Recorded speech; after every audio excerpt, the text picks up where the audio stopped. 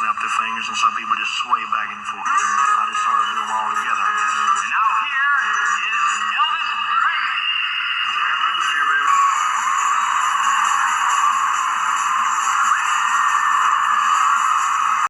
Priscilla and Elvis Presley met while Elvis was in the Army in Germany in 1959, when Priscilla was only 14 years old and in the ninth grade.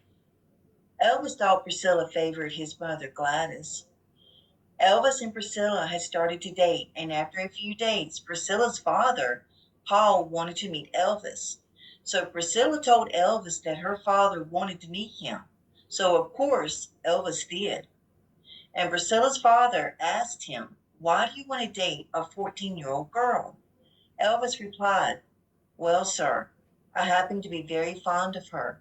She's a lot maturer than her age, and I really enjoy her company."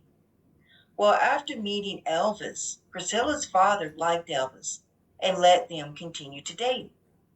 In 1960, Elvis was discharged from the Army and went back home to Graceland.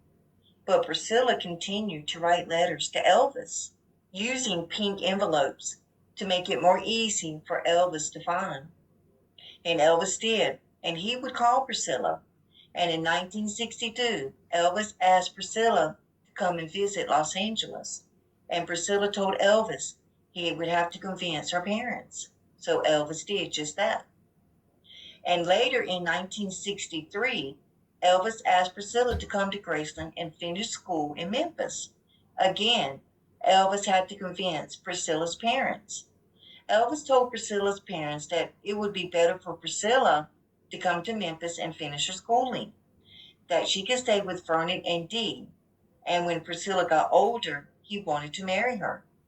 So they agreed. Priscilla and Elvis were together for 8 years.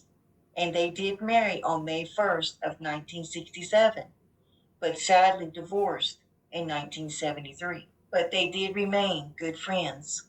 Here is a letter that Priscilla wrote Elvis. Priscilla's letter to Elvis Presley on January 5th of 1963. Dear Elvis, enclosed is the extra ticket your father purchased. I tried to get it to you as soon as possible so that the money can be refunded. I don't know how long it takes. I hope it's not too late. Well, I've been talking with my dad, and a decision hasn't yet been made. But still, he hasn't said no. So at least I know there's a chance. Like you said, the main concern is living in a strange place and where I will be staying. The more I think of it, Elvis, the more I wish I would have stayed there. He wouldn't have done a thing, not a thing. He talks as if he would have, but I knew different. I hope to God his answer will be yes. If it isn't, well, you know how it will be. Because believe me, I need you just as much as you need me. As you said, it isn't fair for us to be apart. I'll keep on trying, though, and talk with him and just pray he says yes. I love you so much, and don't for 1 minute ever forget it. I was just thinking, if my father does say no, Elvis, we just can't give up. We've got to let him know it means everything to us. He just may say it to test me, but whatever he may say, I'm ready for it. Tomorrow I start school again. With all my heart, I've never dreaded anything so much as that. With no interest in it whatsoever. I have to go. I'm forced again. I'll leave for now. You take good care of yourself, and remember, I'm doing everything possible. There is a chance. Forever yours, Priscilla.